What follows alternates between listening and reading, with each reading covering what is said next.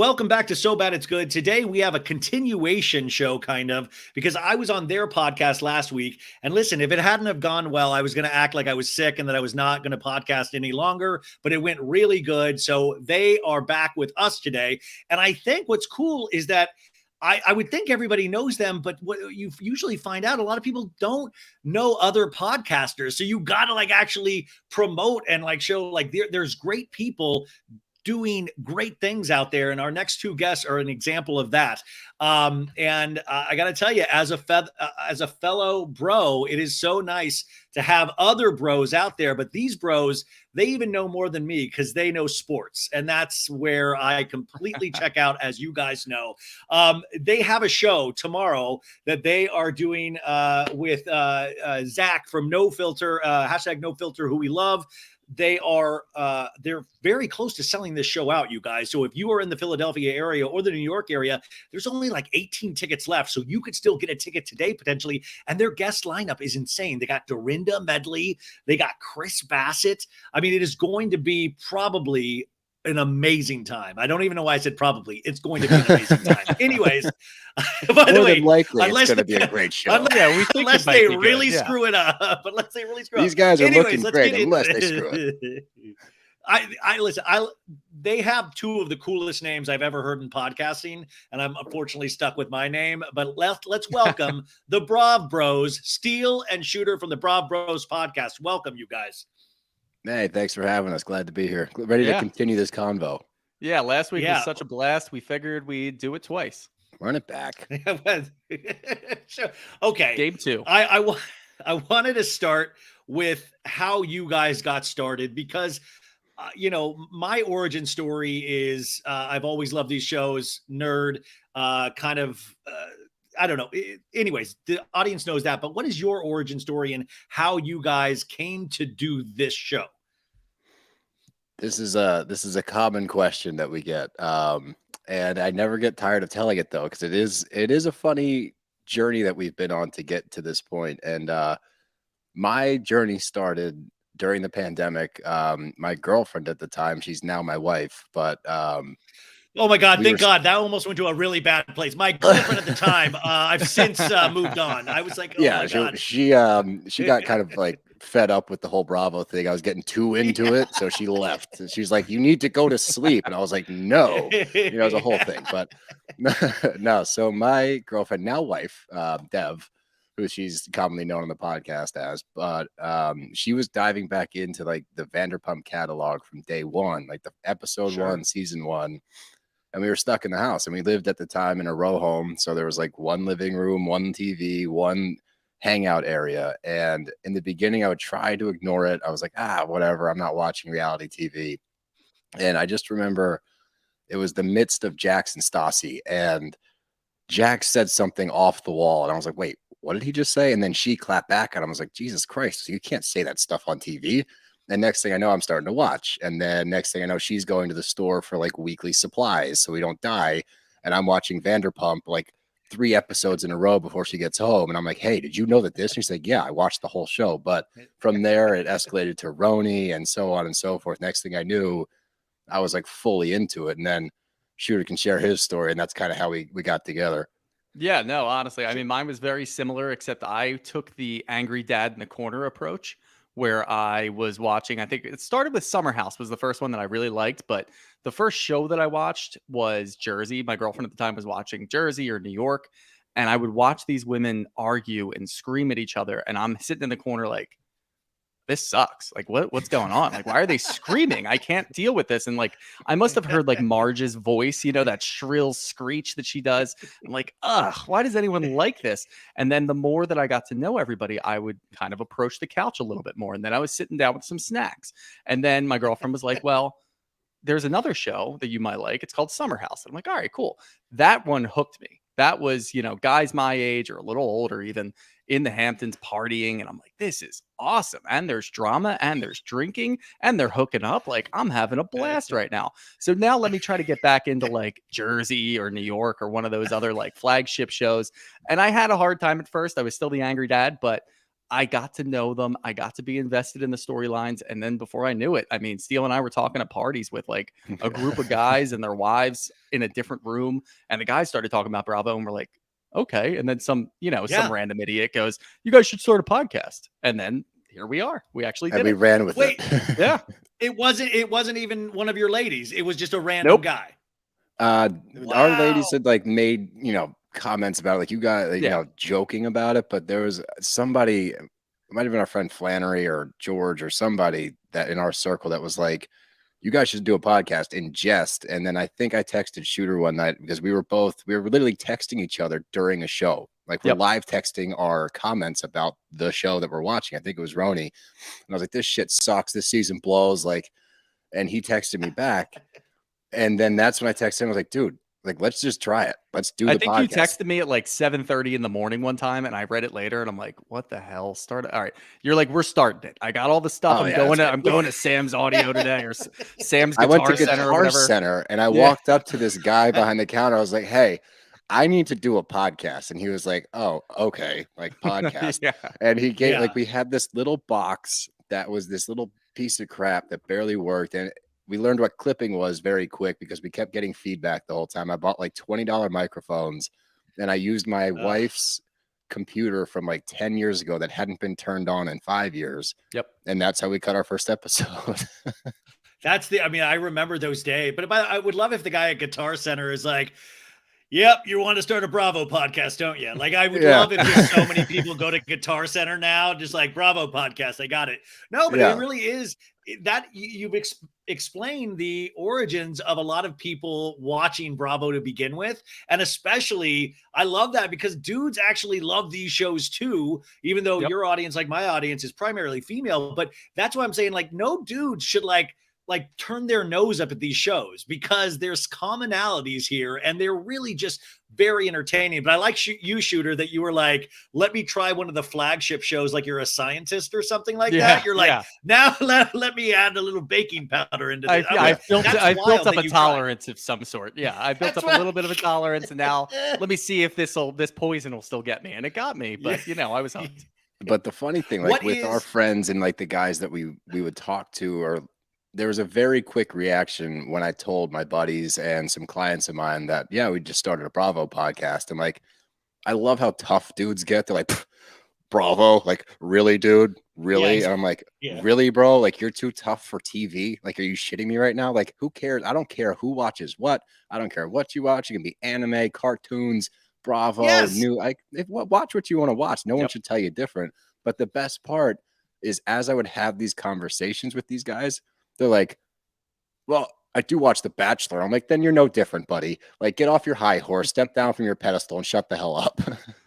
Well, I mean, that drives me insane is that anybody trying to ruin anybody else's good time is like, there's room for everybody. Like, I don't naturally watch sports, but I appreciate the people that really are passionate about sports. Like, let this be my sports. Like, let us have some kind of joy in our life. But I have a buddy, Nick, who is a lot like your bros, where he turned up his nose a little bit. And then this week he texted me because I had made a post about Lindsay and Carl from this week's Summer House when Lindsay was tipsy and giving it to him in the bedroom. I was like, you got to stick up for me. And Carl was just like blank face, which by the way, they've had Carl on their show, you guys, great interview.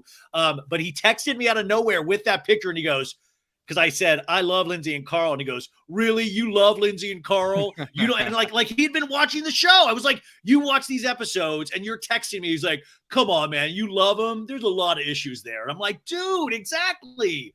Yep. Welcome. It's fun to watch. That's how you get that. So this is the premise of the show for us. Like the whole idea was to erase the stigma of dudes watching Bravo. Dudes can watch Bravo. You can still be tough. You can still be a man, whatever you need to tell yourself. But like, it's TV, guys. Like, relax, enjoy it. It's fun stuff. We have to fight about everything, though. It's like not even that these characters are fighting with each other. We also need to fight with each other. If you look at Real Housewives of New Jersey, I think I brought this up on your show last week, that Twitter for Real Housewives of New Jersey is just a minefield of just negative. Like, they're literally trying to get the entire cast arrested on a daily basis. And I'm like, this is what, like, let those women fight and let the guys fight. Like, Just watch it. We're literally like, it's so funny. They're like digging so deeply that I truly think everybody on that cast will be arrested by the end of the 2020. That's a good point. So okay, podcast is going great, much more successful, I would imagine, than you thought when you first started, when you were just like palling around with. What is your guys' relationship with each other? How long have you guys been friends? 18 years. Shit. Yeah. Wow. Yeah. We keep went to thinking high we're school 30. together. We're We not. We're played 32. sports together. Yeah, we're 18 years in now. Yeah, 18. We played That's baseball together, like you wild. said. Yeah. Yeah, and we It would be agree great if with each Shooter other. said that you guys still aren't friends. We've not actually ever become Well, no, friends. that's the thing is like Steele and I will argue about a lot of different things. Like I approach things way more pragmatically, I feel like logically, and Steele will not let go of his investments and his emotional investments in people that he's watched for years or has gotten attached to over like rewatching things. Whereas I'm like, oh, no. Last year, yeah, she was fine, but this year she sucks. And Steele's like, well, give her a chance. I got a big heart. I'm an emotional guy. Like, that's my thing. Well, I mean, then let's dig into this because I wanted to just do one question with Scandival and then move to Summer House Jersey and then back to Vanderpump if we can. Is that, just it's Tom Sandoval. I'm kind of like Steele in the sense of I was rooting for this guy so much. I really, really had liked, I'd fallen in love with this guy over the years. I was like, wow, and I am so crestfallen in so many ways of the whole situation. Where do you stand, both of you guys, on Tom Sandoval of Scandival? Shooter, you take this one because you might have always disliked him, so just tell me. Yeah, no, I mean, so yeah, Steele's story is going to be a little bit longer. Like I said, I approach things a little more logically. I always felt a little skeeved out by his behavior. I never really liked. How dare you? Okay, bye, Shooter. It's good talking to you. Steele, what do you think? I love it.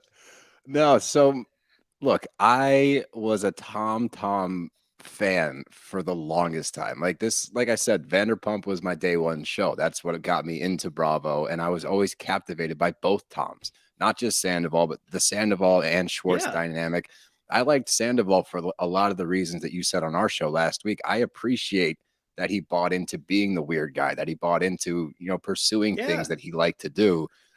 In hindsight, I question a lot of that, but hey, this was a different time. But for me, I had a Tom hat way before the podcast. Like 2 years ago, I was watching Vanderpump with my wife, and they walked out with a black and blue Tom hat. And I was like, that hat is dope. Like, I want that hat. My wife's awesome. She got it for me like 2 days later. It was in the mail. But I always really liked the Toms. So when this news dropped, there was a clip I posted of me reacting to it that went viral because I was just floored. I was like, my whole entire world, my whole Bravo heart has been broken because those two were my favorite. I really liked Sandoval. I thought he was great. And then, he was weird. Yeah, he had his moments. But overall, you also rooted for the guy because weirdly enough, the Ariana and Sandoval relationship was the rock. That was what held everybody else down. You're like, you never even questioned that was going to fall apart. Like, of course not. Like, He they're was the so solid. anti-Jax. Exactly. He was supposedly the opposite of Jax. Right. And then all of a sudden, he's not. He's worse than Jax. And literally my whole entire world came crashing down on me. I have 4 Tom hats and 2 Schwartz and Sandy's hats in my back room right now. I have a Schwartz and Sandy's hat too. There's nothing I can do with walk them out with that. Burn them. No, we got them. By the way, your live show tomorrow, you should burn all that stuff. That's actually pretty good. A good effigy is always going to get the crowd going. But we got those that week. I think Steele was talking to one of the people, for whatever reason, she was coming out to scout venues for the bands or something maybe. And Steele had gone down to the city to go pick them up. And I think that day that news dropped and we were like, oh, are you kidding me? We were so after all these hats. We were so excited for them. They look so cool. I think I wore it once on the podcast and then you wore it that day. I put out a call to our audience and I was like, hey, if anybody, because I saw a cool Tom hat. Schwartz was wearing a yellow one. And I was like, that hat's sick. I need that one. So we put out a call to the audience and somebody from production on the show reached out. It's one of our listeners. And was like, not only am I on the show and can get you the hats, I'm from South Philly. I'll be there soon. So I'll give you guys the hats. The day after she messaged us, Scandival broke. So we still got the hats. We still met, but I literally, there's nothing, I don't know what to do with them. They're in my back room and they're just like hanging there. And every time I walk by, they're sick too. Like they're such good hats. Like they're so solid, but I can't wear them. They made them in like every different color for some reason. And now I'm wondering, but if Vanderpump Rules or reality shows or any kind of, if we're to take any lessons from them, is everything comes back around. Everything is cyclical. Yeah. We see it with Jax Taylor now. So who knows? Like if I don't think, I really honestly don't think Schwartz and Sandy's will last for 5 years. But if it does, there's a chance that this could all come back around. If Sandoval hangs in there, he'll eventually be back in good graces, or he'll eventually be the lower man on the totem pole that has cheated less recently than whoever the new person will be. I'm guessing DJ James Kennedy by the time, but like, where do you think this goes? Because we have a new episode tonight. And I think Tom Sandoval, you sense this thing that he really wants. He wants to be back on top. He really, I mean, I know he's bummed probably for the Ariana thing, but at the same time, I think he's more bummed because he got a ding on his reputation. Where do you guys stand with that? Yeah, I mean, honestly, and I first want to start off by, and you'd be upset if I don't ding you for this. You did not call him DJ James Kennedy. He did. He said DJ. It was a quick No, DJ. I didn't hear DJ. It. No, I laughed. I don't know if I DJ. Listen, I'm so sorry, DJ. Hey, we're having a guys' night right now. Guys' night with the BravBros. Guys' night. No, yeah, I think that like what the behavior that we've seen over the last couple of weeks is he's just so upset about his self-image, and he doesn't like being the butt of a joke. And like we've seen that before. And I guess if we rewatch it, we can probably see all these other character ticks that are kind of leading to this. But I think the next couple of weeks are just going to be explosive, and we're really going to be able to see how he handles this or how he doesn't handle this. And it's really going to put the whole Mandel episode into perspective for us. And we're going to be like, oh, okay, now it makes sense why he was trying to paint himself in such a good picture. He's just trying to save some sort of which grace. episode? The Mandel podcast episode. Howie Mandel. Oh my God! Sorry, I thought you said Mandela, and I was like, Nelson Mandela is in. Nelson Mandela was in VPR. I was like, oh no, one of the Mandela families in VPR. No, I know the Howie Mandel stuff. Which, by the way, you guys agree as podcasters, Howie Mandel, like, do a little bit of research. If you have that kind of platform, if you get that kind of interview, you want to make sure you come correct, because you can still be friendly with somebody and still ask pertinent questions. Yeah. I think it's understood going into the interview that, as the interviewee, you're going to get some challenging questions. Like a good interviewer will challenge you, not out of like disrespect, but just to give the audience what they came there to hear. They did not tune into Howie Mandel to hear him say, "Who's Sheena?"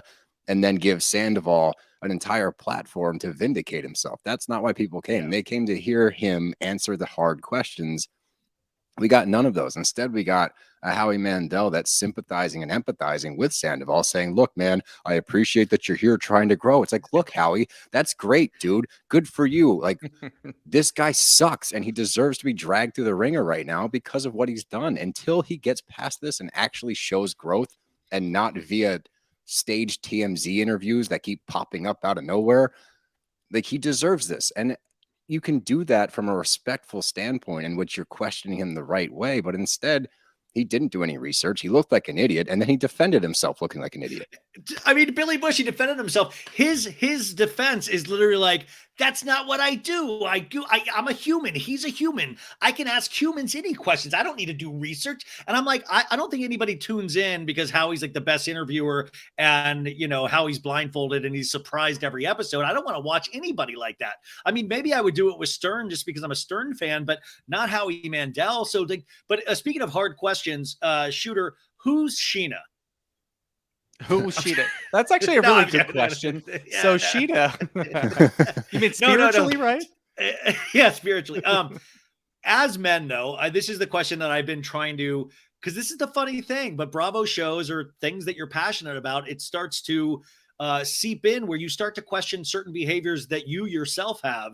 And we're three men here. Like, what do you see the commonality? I mean, do you notice any behavior through this, or maybe old versions of yourself where you're like, yeah, I was going down a bad path. I was treating women potentially poorly. Like I always look at these and I'm like, this is a textbook handbook on what not to do to women. And Yeah. do you ever see any behavior that you're like, oh, this is wild, but I understand from a dude perspective what he's Yeah. potentially thinking? No, absolutely. Honestly, that just happened this week, and it's not VPR, but it's Summer House. When Carl in this past episode said, 90% of the bad things that happened to me happened because I was blackout drunk. And I'm like, wow, okay. And he's like, yeah, I just never knew how to cut it off. And I'm like, I kind of resonate with that. Like, that actually makes me feel like I want to try to make a change. Like, thanks a lot, Carl. And I know we talked about last week, Carl likes to wake up and make his bed and drink more water, and it's still on your to-do list. But those types of things, like, I feel like once you get over the hump of the entertainment value and you really do get invested and you're actually watching these shows, you can find a lot of good examples of things that maybe you could change, or see a little bit of yourself in some of these guys and be like, all right, maybe I can be a little less critical on their behavior because I get it. Like, I do that and I don't willingly do that, and I don't know that I do that. So there's a lot of things that you can do. With Sandoval, though, no, not at all. Not not even an iota. Like, the fact that he's not at the bar, he's getting his fucking nails done, he's in the damn band practice. Like, nothing he does resonates with me. Steele, on the other hand, it's like 95% Sandoval. What a right, dick. No, Steele's like, not at Steele's all. like, by the way, if you can't see Steele right now, he's got both nails, he's got both hands, nails painted perfectly. Just he's actually currently shaving into a mustache. Yeah. No. I mean, what do you think, Steele? No, look, no, I don't resonate with Sandoval at all. That is a whole different level.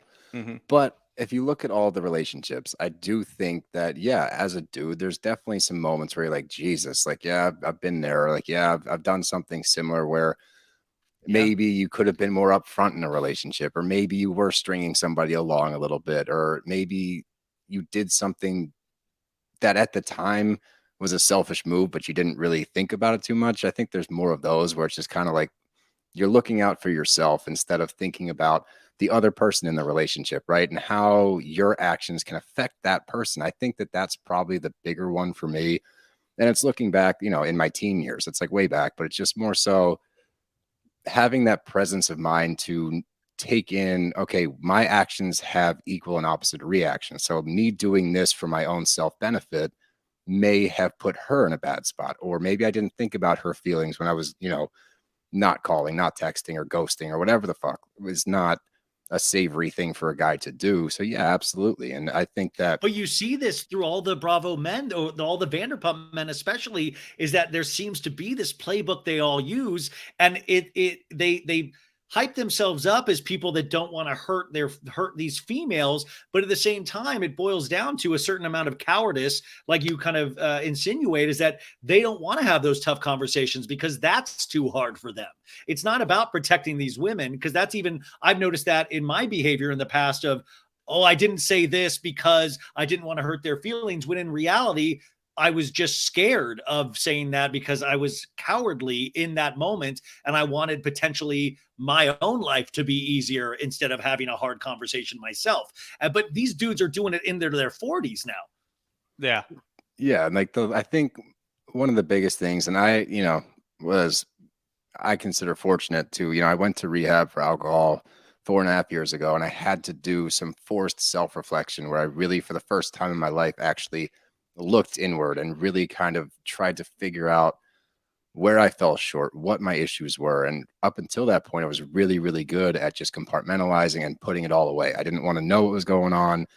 I was pretty much a good guy for the most part, but like I didn't want to look inside and figure out kind of what was wrong. And what I came out with after 30 days in there was a lot more self-awareness. And I think if you look across the board in all Bravo shows, and a lot of just in our society today, the lack of self-awareness in people is astounding.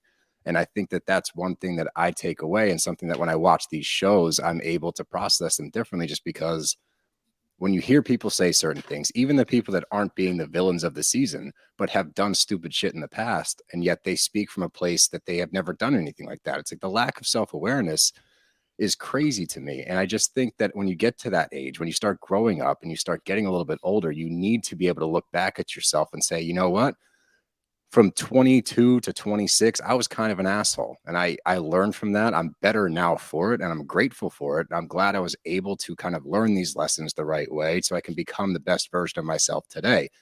Instead of doing that, especially on VPR, they like to point fingers and more so say, like, I wasn't as bad as that. I wasn't as bad as that. And all you're left with is a bunch of assholes pointing. But do you think that like being on this show is perpetuating that? Like, do you think that these people would have grown up by now in their 40s? They're rewarding if behavior. They weren't, it's exactly. Yeah. And I think we see that across the board. And it's even funnier in Housewives because half of them are in their 60s. And you're like, this is great. You're still flipping tables and you're 70. If Bravo would not exist if there was self-awareness with any of these Absolutely casts. not. Yeah. You know, they would not have another, like, you would have one season, you'd have everybody go, oh my God, I'm so horrible on this show. I've got major changes to do, but nobody does that. And that's why these shows keep going on season after season. And then I find it even funny because you have Jax potentially coming back to the series on season 11. And it's like, why would you even want this? You did your worst behavior on this show. And then you told everybody, well, it was the show that it was, you know, you're going to be in that same position where you're potentially going to make the same bad decisions, and this time potentially risk your family just so you can be back on whatever.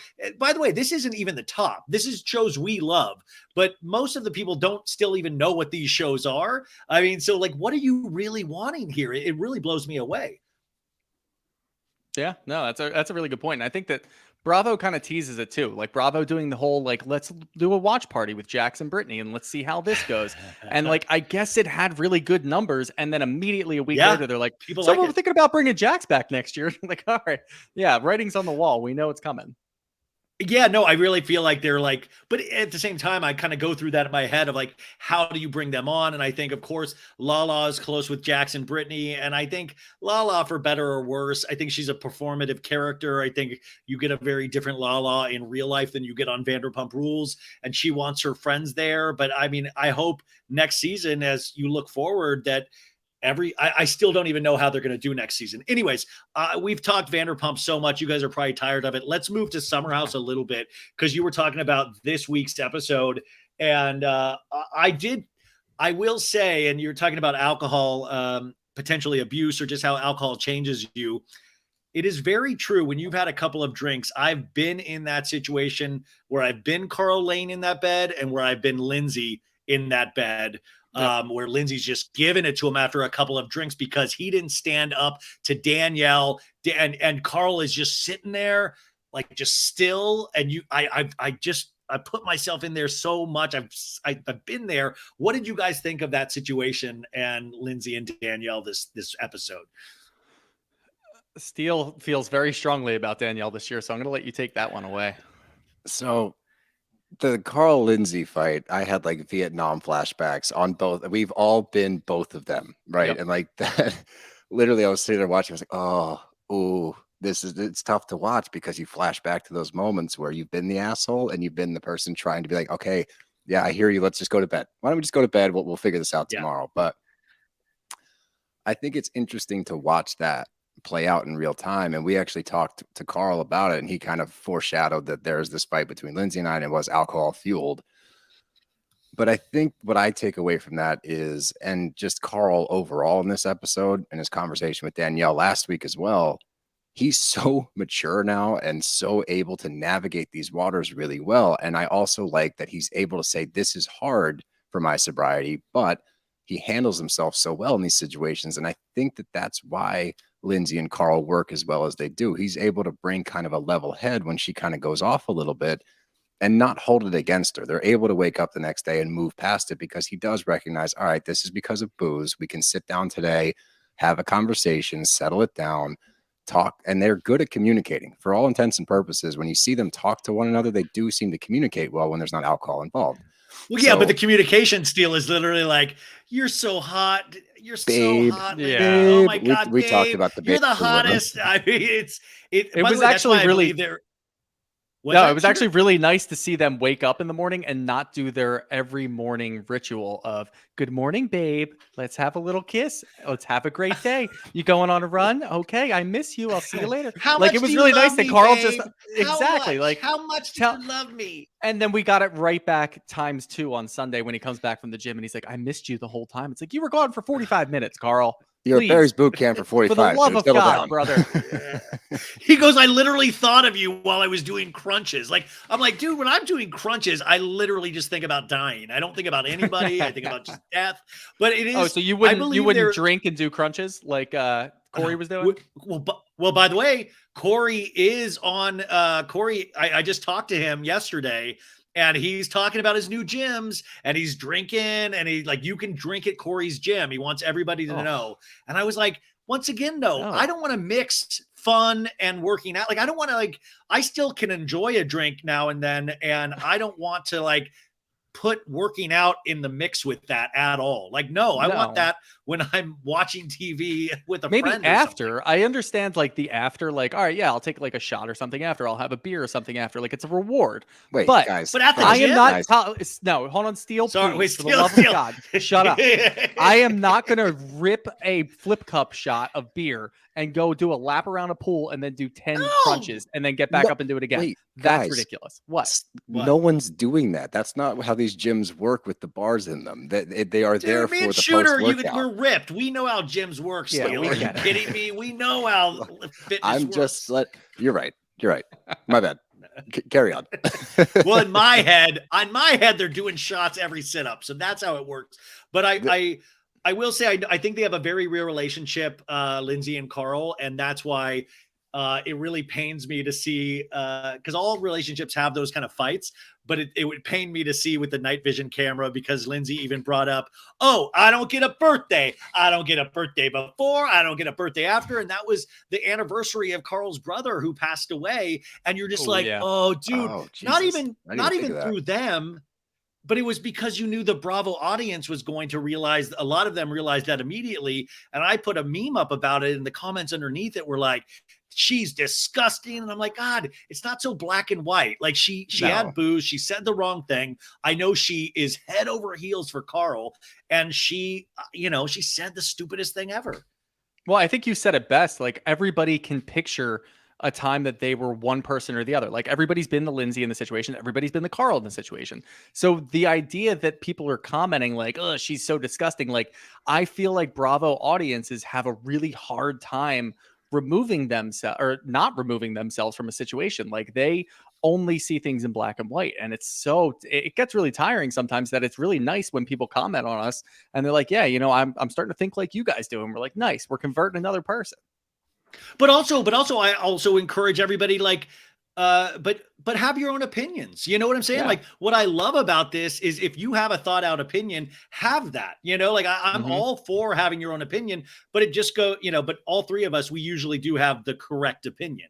So that is nice. Right. We're always right. We're always right. But we well, we do our Rose and Thorn every week, which is where we read our favorite comment of the week and our least favorite comment of the week. And quite frequently our Rose, like our favorite comment, is somebody saying, hey guys, like I didn't agree with this and here's why. And they write out like an actual thought process that counters ours.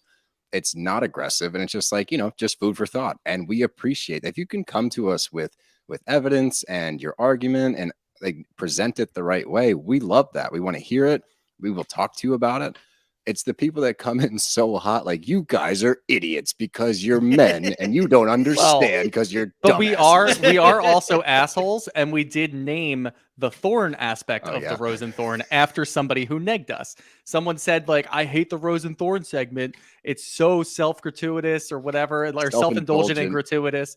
And we named it we can say her name, Kate R. Sharif Memorial, as part of the Thorn because she negged us so hard about that specific comment. We're like, okay, you're going to have to hear your name every time that we do this now. Yeah. Oh, I was going to bring this up when we record this week. So it's now called the Rose and Kate R. Sharif instead of the Rose and Thorn. Kate reached out to us on Instagram and said, hey guys, love that you named the segment after me. Still don't love the Rose and Thorn, but listen to you guys every week. And I was like, Kate, thank you for being a good sport. It's all in good fun. Yes! Like, we love the support.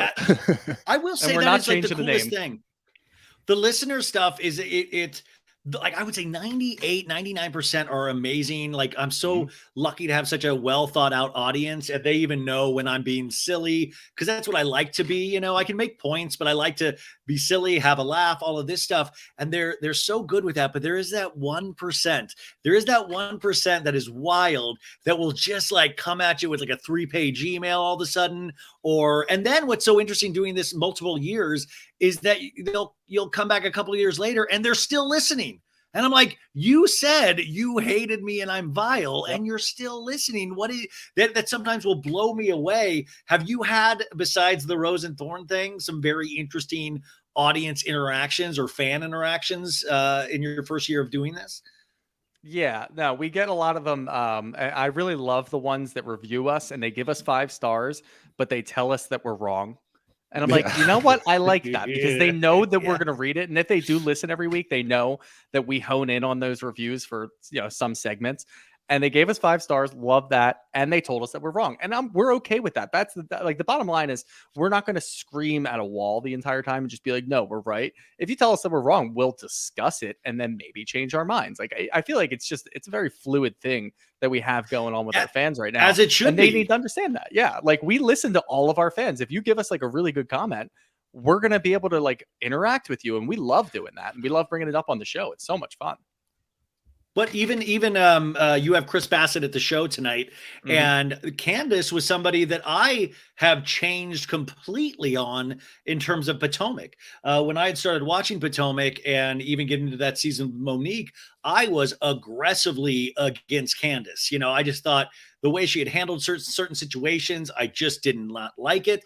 And then I will say that's the power of these shows is that eventually tables turn a little bit and you start to see a little bit more of how this person operates, how potentially they've changed in their own life.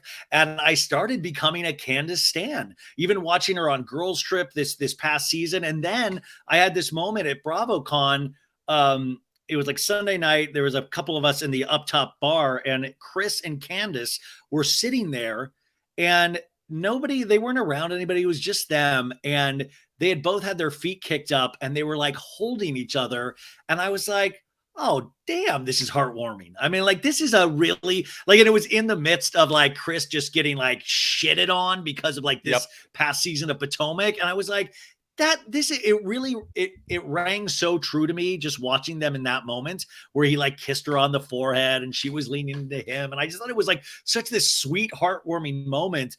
And I was like, wow, you've got to, it was another reminder of like, these people are real people. They might make some bad decisions or bad calls, or I might think of them as bad calls. But if you give these shows long enough, usually things will flip around sometimes. Eventually, this is different than being self-aware, but you'll see another facet to this person. Yeah, we talked about it on the show. Good. No, yeah. Sorry, getting back to Danielle because I think we were talking about Summer House. Am I right?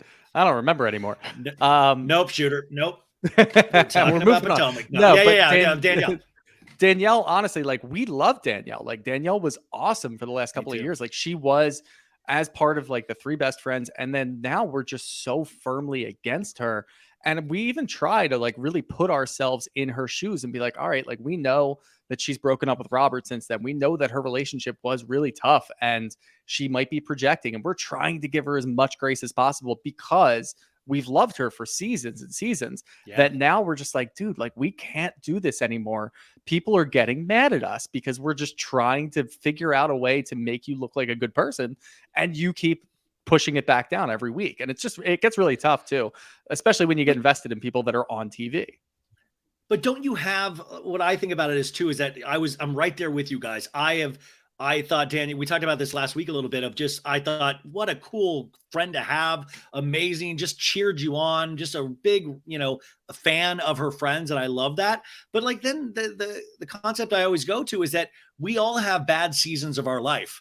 I have bad months sometimes where I just say the wrong thing after the wrong thing. I'm a brat in certain personal relationships. And it's all based on like, oh, well, my mom's sick and this and that. And I'm like acting out in these ways and I might not know it in the moment. And then you sit back and you're like, dude, I feel like my world is falling apart, and I'm so sorry for anybody that's had to interact with me on a personal basis. And that's what I think sometimes too, is that you're potentially seeing some of the harder moments of their life, of whatever is going on internally. Plus, when you're on a reality show, you're like put into an MMA cage, and they're like just poking you with sticks of like, go, go, go.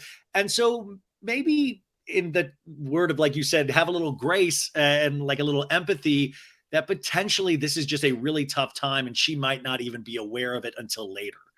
Yeah, and we try to go into each show with that mindset, with the understanding that it could be a terrible time for them. And it's pretty obvious with Danielle. Like, yeah, the root of all of this is your relationship with Robert. So, like Shooter said, we tried to give her grace as long as we could.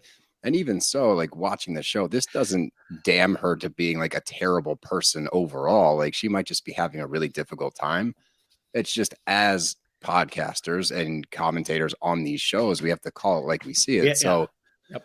Unfortunately, we've been going pretty hard at her this past few episodes, but to bring it all back together, to tie in Summer House with Potomac, because I'm a genius, we talk about it during Potomac a lot, because Giselle is tough to watch, and she had a tough season, and I hated the way she was going about things, but there's some really humanizing moments with her when you see her with her daughters, right? Like, she is a good mother, and you watch her with her daughters, and she's a fantastic mom. And those moments are really, really, really crucial for us, the audience, to remind us when we get all heated, when we get all angry at things that we see on TV.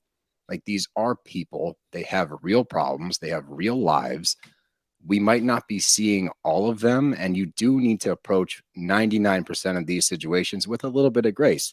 Now, if they keep hammering this shit home week after week, yeah, we're going to take some shots because that's our job. But those humanizing moments are honestly as important to these Bravo shows as the drama are, because you need to be reminded, this is reality TV. Yes, it's overplayed. Yes, they're exaggerated. However, at the root of this is real people, real problems, real personalities, and that's what keeps us coming back.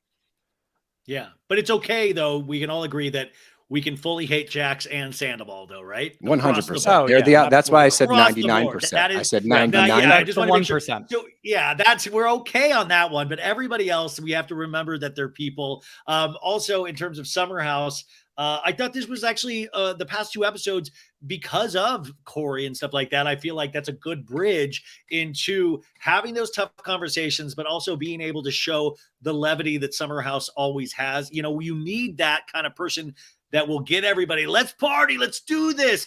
And Kyle, you know, no offense, but you can tell he's starting to get arthritis in his drinking hands. And you need somebody like Corey to come in.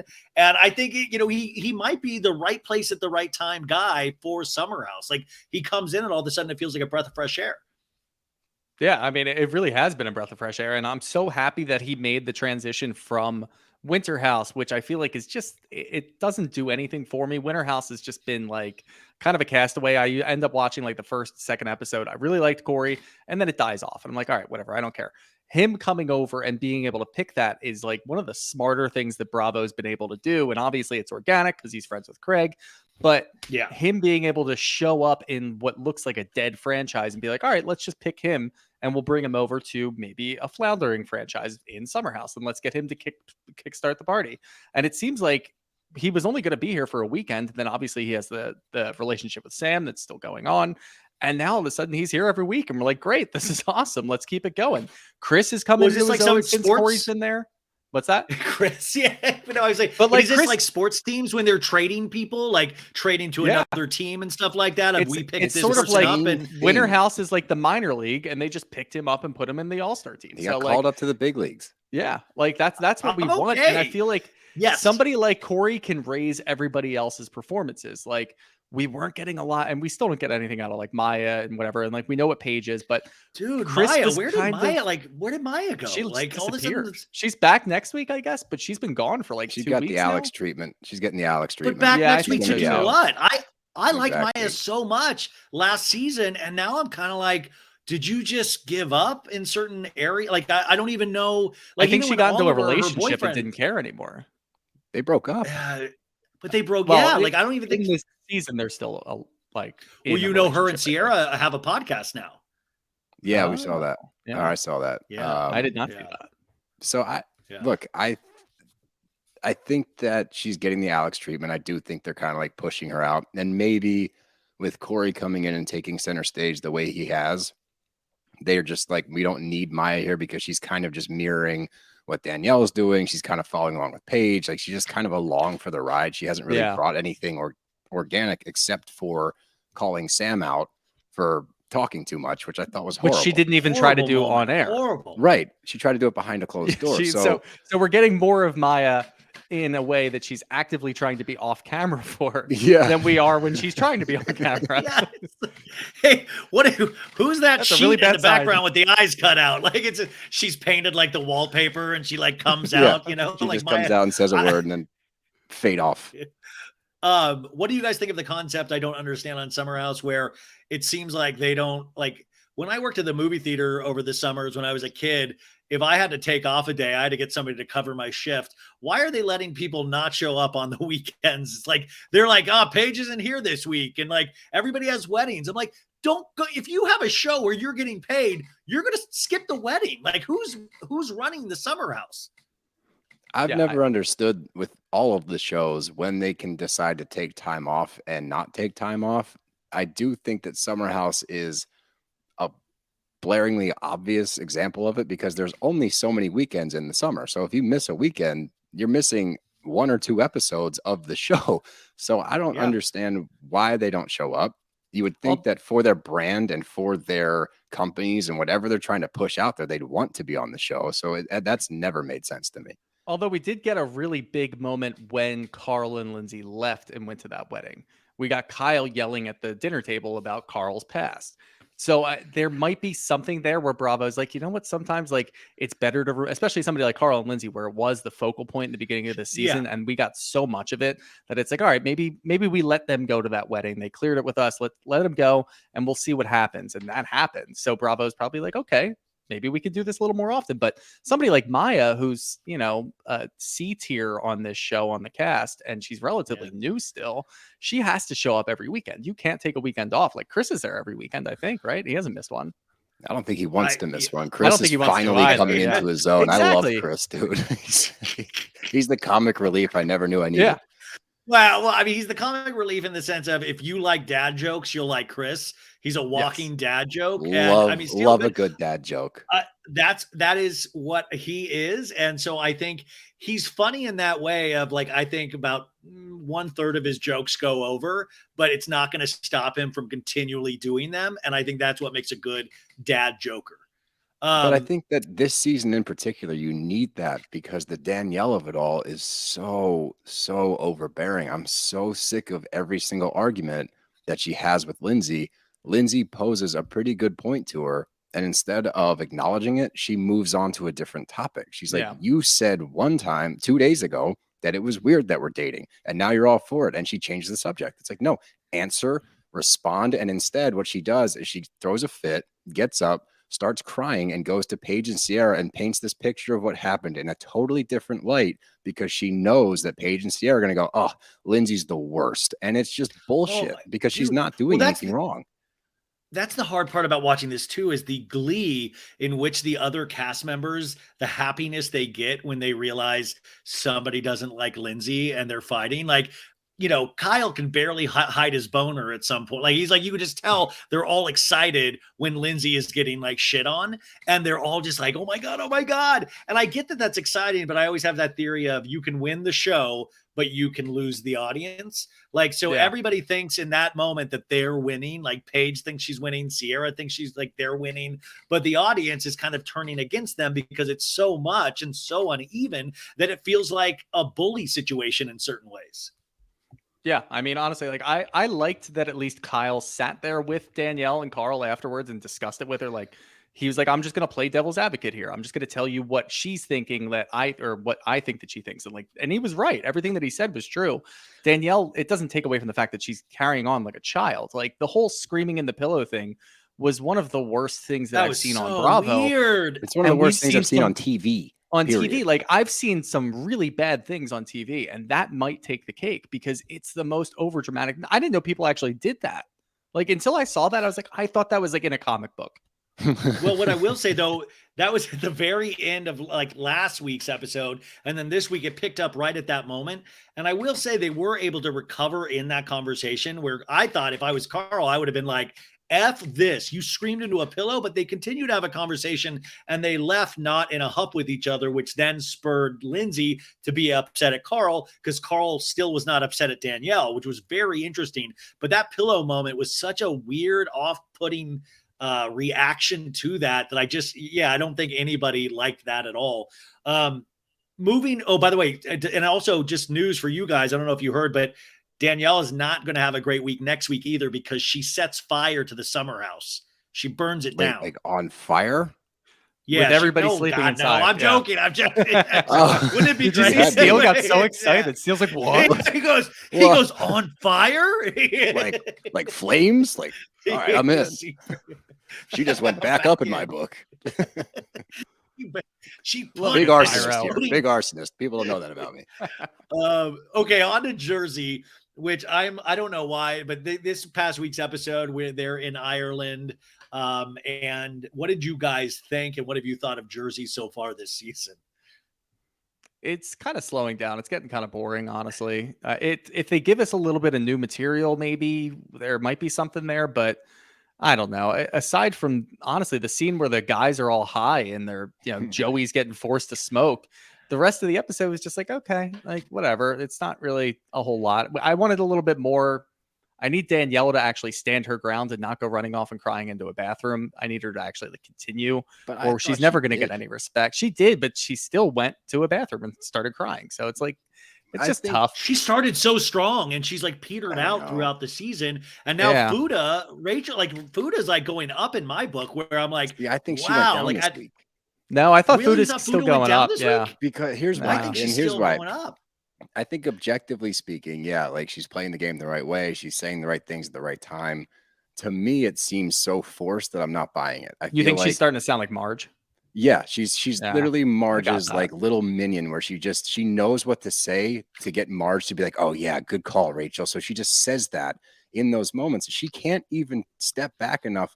Danielle is like desperately clawing for them to understand, like, look, we were just talking. She was talking too. And if you flash back to the scene, she echoes what Danielle said. It's not like she stood there and went, like she contributed to the conversation. And then she paints this picture to Marge. And again, because she's playing the game the right way, sure.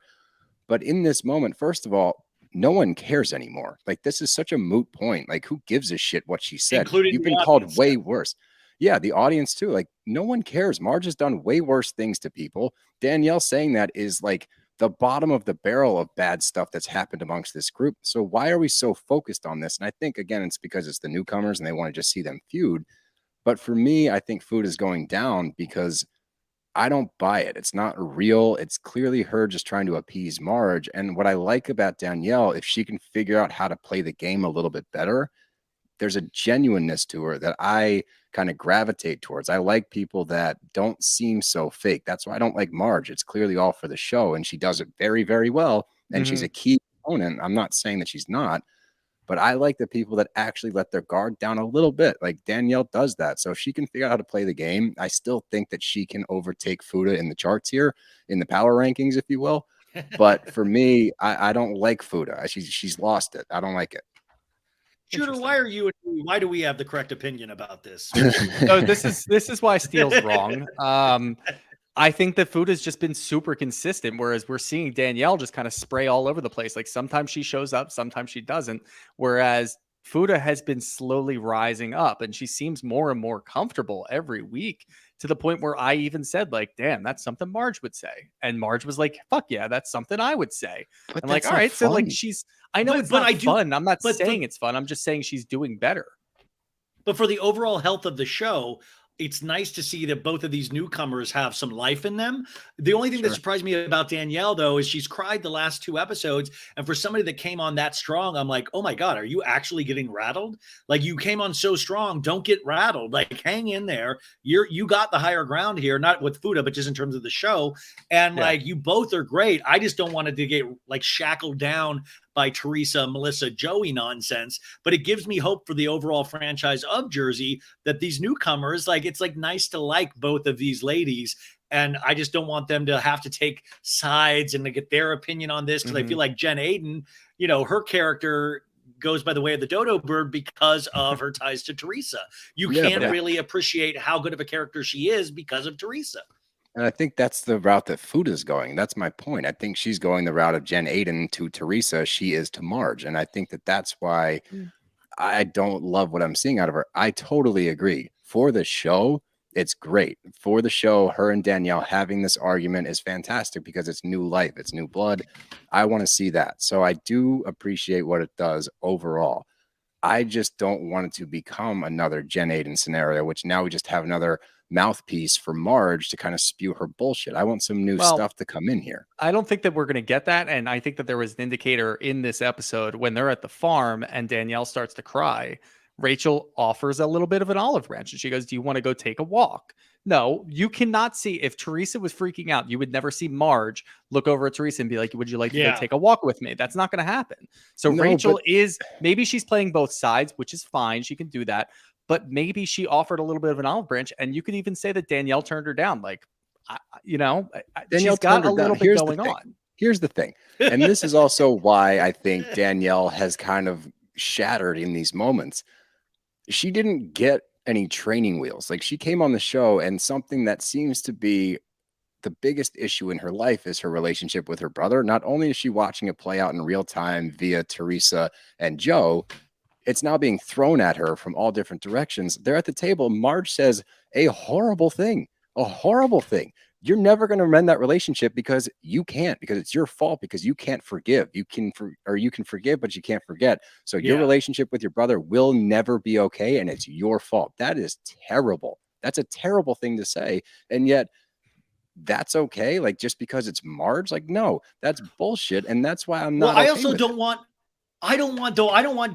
Danielle and her brother to ever, I don't want her brother to ever be on this show. Like, I hope that this goes away completely. I do not need like Teresa and Joey Jr. I do not need that storyline. So whatever it takes to get away from that, I'm game for, because if history will tell us anything, that production is probably desperately trying to get that brother on the show so they can have Teresa part 2. And I think that is such the wrong way to go with this. And also, I think Danielle is way stronger and more prepared for this than Rachel was, actually, because listen, she came from True Life. I'm a Staten Island girl. I mean, this girl has wanted this, maybe not Housewives, but she's wanted to be in the spotlight for so long, and her career has shown that up to this point. So I feel like she is so prepared for these moments, and that's why I'm kind of thrown that she's thrown in these moments.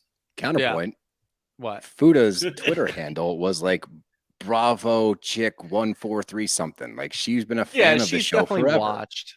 What do you think? All these new ladies have watched at this point. They trained for this. We're never gonna get like the old days, because this is like Saturday Night Live now, where comedians are auditioning to get on this show. So you've got to casting has such a tough job. For his 39th season. But like, what do you think? I got to ask you like a real question. Do you think it's taboo if Danielle were to say to Marge, when Marge asks, do you really think that I have an arsenal on people? What if Danielle said, yeah, Marge, I've watched Real Housewives of New Jersey for the last 6 years. Of course you have an arsenal on people. Break the fourth wall. If wall. she said that and broke the wall, like, we would lose our minds, because we'd be like, finally, thank God. But do you think it's taboo? It would be so awesome. But you guys know that, I mean, like, listen, when I talk to a Bravo celebrity, in fact, Corey, I have to cut out a couple of things from that conversation because the Bravo PR people are on the phone. And so they realize, or if they hear something, and it's usually in terms of production, they want the audience to be swept away in this very real environment. And I'm not saying that it's not real, but it is interesting. They don't want to have those Bravo, effing Bravo moments. And it is interesting. I thought the tides were turning because of Denise Richards and all of that stuff, but it's still like, those are the ones that I always have to cut out, is when they're like, oh, well, production, da, da, da, da. And they'll, after the interview, I already usually know, they'll be like, cut that out. And I'm like, damn, because that's the stuff that makes it so interesting to me. And I think would make it interesting to the audience, but they don't want that. And I think it would be so cool. I had to I cut guess out a few we things got from the Chris Bassett one, actually. yeah, but we got away with it on Carl's. Well, they were also on that call though, so clearly he didn't overstep because we remember Yeah, like they'll- our intro was with the Bravo. Yeah, but she was in 30 Chris Rock. just came on his own, so that Chris was, came of his own accord, and Chris then went rogue. after the Chris, fact, dude, I I had posted, Heather Gay on. I had Heather Gay Oh on my when she God. went rogue, and she, I mean, this was seasons ago, and she, I mean, it was unfortunately kind of bad for her because that, like, it got picked up everywhere where she had said that she would support Jen Shaw no matter what, even if she was guilty. And this is way before she was found guilty, and that got picked up as the quote and all of the. And I didn't even like. All of a sudden, it just started popping up, and I was like, "Oh no!" And she had not gone through Bravo for that, and I felt, and I'd even given her the opportunity afterwards to be like, "Hey, do you want me to cut any of that stuff out? Do you want me to cut the?" And she said no, and so I was like, okay, but I felt bad when that really caught fire. But those moments I think are very interesting to get. I would rather hear the truth than the form of reality that they want to push forward. yeah. I Makes think sense. we all would, but I don't think that we get that, unfortunately. No. Okay, so finally back to Vanderpump Rules. That is coming on tonight. It's a beach themed episode where we see hold DJ on, my James charger Kennedy. just came unplugged. You guys keep going. We see DJ James Kennedy throw a drink on Tom Schwartz on the preview. People are in Sandoval's face about Raquel and him dancing at 1 a.m. at the Abbey. So this seems like the wheels are coming off even more. What are you expecting, Shooter, from tonight's episode? Yeah, I think you said it. You hit the nail on the head. I think that we're going to start to see this turning point where, we're not quite at the point where, Bravo went and picked up the cameras again and started rolling again, but we're starting to see a little bit of indication that, like, all right, there is definitely something here. I want to know, and I don't know if you know this, but like, what do you think what do you think that DJ James Kennedy was dumping on Schwartz for? Like, what is Schwartz? Is it because of the Raquel thing? Is it because I think it's still he's, because covering up? No, I think this dude has a one-track mind. And like last week, Allie was even like, hey, I saw him at the, Abby and DJ James Kennedy was like, yo, that's Schwartz. He's a piece of crap, that fat fuck. But Sandoval, you don't have to worry about that. They're just friends. Like, he even was thrown off by it. So I still think in his little mind, he's still pissed at Schwartz for that kiss. And that's what I think that's all about, which is hysterical. And I think that's why also DJ James Kennedy was so furious when this all came out and he like lit, because I think he was even like, wait, what? What are you talking about? And then he was like, of course, this man, he was after her the whole time, of course. And this guy, DJ James Kennedy cheated all the time on Raquel. I mean, this is what's so funny about people. It's like he's upset. Like, he still feels that Sandoval should have loyalty to his failed relationship with Raquel. And he even does all this in front of his new girlfriend, who I think is actually kind of like with it and smart. I'm shocked that he is as real as he is. And by the way, they're on Watch What Happens Live tonight as well, or DJ James Kennedy is. So I'm excited for that as well. Yeah, I can't wait for that. I think that what we're seeing is really, like, now in the current times, the reason why, somebody like Lala or DJ James Kennedy are going so hard is because they're probably thinking back like, damn, there was so much writing on the wall that we just didn't pick up on. They're probably so mad at themselves for not realizing it that now they're trying to go extra hard, but we get to catch up and we get to watch you completely be oblivious and tell Allie, like, no, you don't have to worry about that. Like, damn, you should have worried about that, DJ James. Well, you know what I was thinking? DJ James. You know what I was thinking about too is that you were saying when Steele went away for a second, is that we're not up to the new episodes yet that they just filmed last month, but we are getting nearer to this situation and people having suspicions. But what I am very interested in is that there is a months and months long break where they weren't filming, where Sandoval was still lying and it was increasing and increasing and increasing. That's the stuff that those lost months that we will never see. That's the kind of stuff, because he was fully living a double life. In fact, I had it on a good source that in October of this year, Raquel told Tom, well, if it's going to be like this, why don't you just stay with Ariana? So I guess he was kind of even failing potentially in that relationship as well, or it wasn't Shocker. to her liking. And I just thought like, wow, he was truly, and by the way, guys, that's why I have so much hatred. It wasn't just the fact that he cheated. It was that it was such an undercover thing for an extended period of time. And his Howie Mandel stuff is him painting himself in a certain light because the show is actively proving that Sandoval is still kind of a liar, even in his truth, because we see this past week with the eggs and Ariana and all of these things where he's painting it once again. And that's why Howie Mandel should have been prepared, because you don't want somebody completely painting a story that is not accurate in the least. Yeah. No, and that's, I think, what we're going to continue to see this season. I'm glad that Bravo's taking the approach of let's debunk everything that he said. Let's get whatever we can to show, okay, Ariana did have a conversation about the eggs, right? Instead of him being like, I didn't know where that came from on the Howie Mandel show. So I'm glad that they're taking that route, because they could have gone a different direction with it. Yeah. But I think that what we're going to end up seeing overall this season, I hope, one, with the Allie thing, I think Allie is 100% with James to be on this show, and for no other reason, because she is with it and she does understand what's going on. Like, she's not blind. She even removes herself from situations where she's like, nah, I'm bored. Not stop talking about your ex. I'm bored.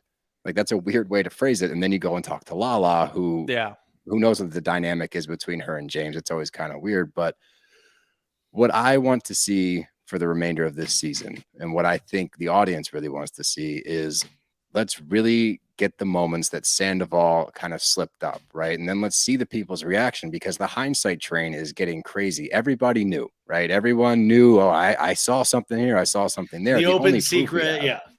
Right, the open secret. But DJ James Kennedy, who's been one of the most outspoken about the whole thing, had proof. Like you said, Allie's like, I saw them dancing together at 1 o'clock in the morning at the Abbey. And he goes, no, don't worry about it. But now he's like, oh, I knew it. Oh, yeah. I knew it. The whole, like, no, you didn't know it. Lala's out here talking on her podcast. Like, oh, I knew my it. God. The only one that had the revisionist history. Revisionist history. Yeah. But the only one that had the balls to say anything was Katie. Katie's the one that brought it up when they're sitting there. She's like, oh, I heard you and Raquel have a really good time together. And then she brings up the Abbey, and you see Sandoval. I don't even know what you're talking about, dude. This is so stupid, man. You're stupid, dude. Like, he takes the same approach at the restaurant, though, too. When anybody tries to tell him what's going on, he gets so angry and so upset. He's just, this is so stupid. I just don't care. I do have a nail appointment in like 5 minutes, though. So can we wrap it up? Let's wrap this. Let's take a shot and wrap this up. I don't want to be rubbing nails. Business meeting without a shot. The ego is amazing. And by the way, if I've seen this audience, myself included at times, shit on Katie so hard over all of these seasons. Like, give Katie, she doesn't need it, but she's used to not having it, but give her a little love and respect, because she and by the way, if none of this had come forward, Schwartz would be in a world of hurt come reunion time after this season. But luckily his bros Sandoval stepped in, and now Schwartz has once again magically escaped kind of persecution in a lot of ways. What I did want finally, though, is, do you think Raquel will come back for season 11? Yes. Yes, I do. I think that this is not enough to deter her. Now, the interesting thing with her, if she actually is trying to figure her shit out now, right? Like really figure it out, because it's hard to know, because every confessional that we've seen this season, she's actively having an affair with Sandoval. When she's saying all these things like, oh, I'm trying to find myself. I'm finally in a place where I feel like I know myself, and all of these things that are like, she's learning all about how she ticks. Well, if that's the case, then how you tick is the other woman. Like, that's what you're saying, because we know what you're doing right now in this confessional where you say things with Schwartz might take off. I don't know. But we know that you just hooked up with Sandoval on the same trip. So who are you? So I think that if she is actually that person, I think she's artificial intelligence. I think she's learning. I think the more she does, she's learned. No, I mean, it is interesting because there are so many deep levels to that. Because, maybe at a certain point she was like, you know what? If Sandoval's not going to break up with the Ariana, I'm fine with dating Schwartz. Like, there's so many things then that become at play. And if we don't hear it from her, then we're just going to usually theorize ourselves. But I was saying, though, Sandoval did that on the street interview on TMZ yesterday, where he's like, dude, Raquel's in a mental health facility, dude. There's no calls, there's no text. And like, listen, I mean, my God, if there's anybody that needs help, she does. But at the same token, fuck you, bro. You should get right in there with her because you did even like in more insane stuff. And the fact that you're at like a retreat resort. But my thing is, if she really is at a mental health facility, which it is looking very likely, and I'm very happy she's getting help. But I would imagine anybody that's trying to help her would give her the number one advice of do not ever do reality television again. So if she really wants to take her mental health seriously, she can't do season 11.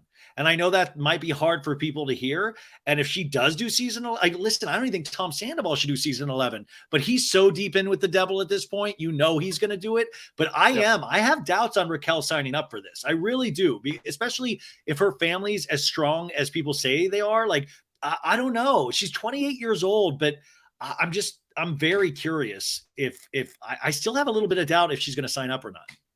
That's a really good point. I think that I'd be able to live with that if Raquel were to take, and like we would respect that, I think, for the most part. Yeah. Sandoval coming back, like until we're satisfied at this point, he has to keep coming back. Like we need to see him get as much shit as possible, which I wanted to bring up a little bit earlier about like just seeing how the Howie Mandel podcast just played out. I'm worried that we're not going to get a good Sandoval performance at the reunion. I think he's going to dodge questions. I think he's going to make excuses, and we're not going to get any real answers. Like that's kind of the vibe that I got from that. Yeah. But I mean, so the Howie Mandel thing came after the reunion. I think we're the week after. Yeah, I think we're going to get even it is going to be such an ass kicking that he's not really good with his words a lot of the times, as you noticed in Howie Mandel. So I think he's going to get flustered a lot. You know, Raquel's not going to jump in and help that much. So it's going to be a lot of half-baked things. So by the time you got to Howie, it was even more ingrained in how he wanted to play certain situations or what he was lying to himself about. Like, I'm not saying like he might not even be aware that he's lying in these situations, but I think the reunion is going to be all like, it's just going to be a giant emotion. You know, it's just going to be a giant well of anger and emotion. And a lot of it might not even make sense to us. I mean, but you're going to like, those reaction shots are going to be insane.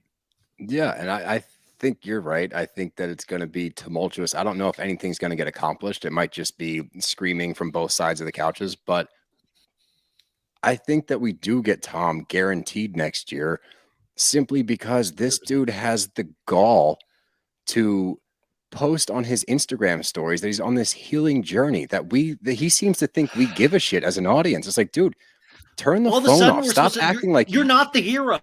No, we're not rooting for you to find yourself and figure it out. You should. I don't wish ill on anybody's mental health. Raquel, I hope she figures it out. I hope she's okay. I don't want anything bad to happen to her.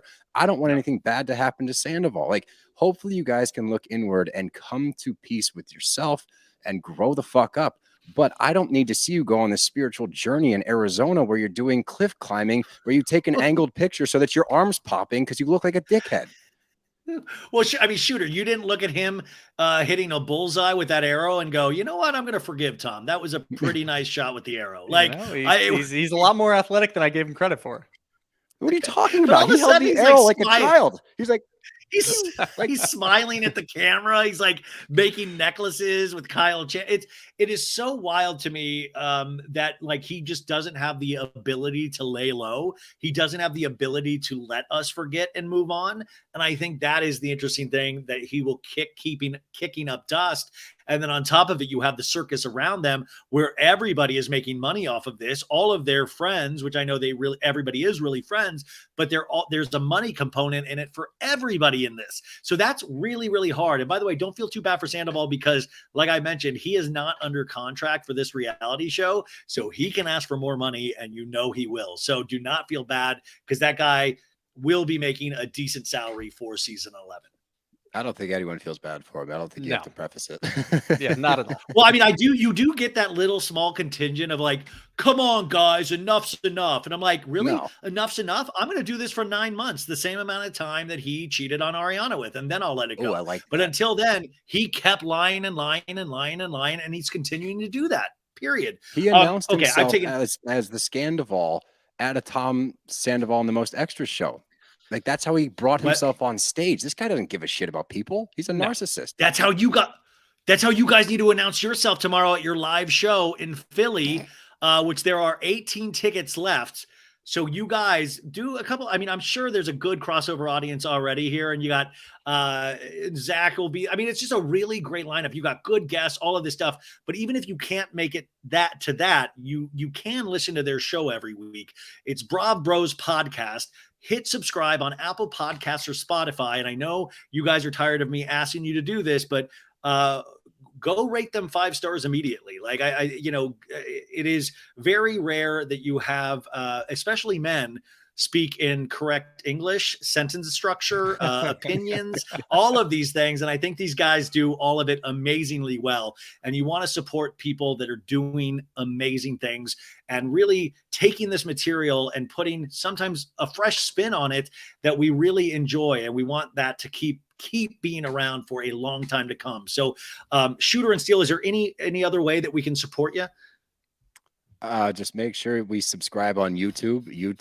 That's what we're trying YouTube to grow too, right guys. now. Yeah, YouTube, because we're starting to put a lot more content on there. So hit that subscribe button. And other than that, no, just the live show. We're looking forward to it tomorrow. We're all jacked up. I'm going to try to sleep tonight, but I don't sleep very well when I'm anxious. So we'll see. It's going to be a rough night. Well, I'm looking forward to hearing how it goes. And yeah, I'm sure we'll keep talking for hopefully years to come. So I'm sure I will talk to you guys very soon. Yeah, definitely. This will be a very, very beautiful relationship. Oh man, BravBros!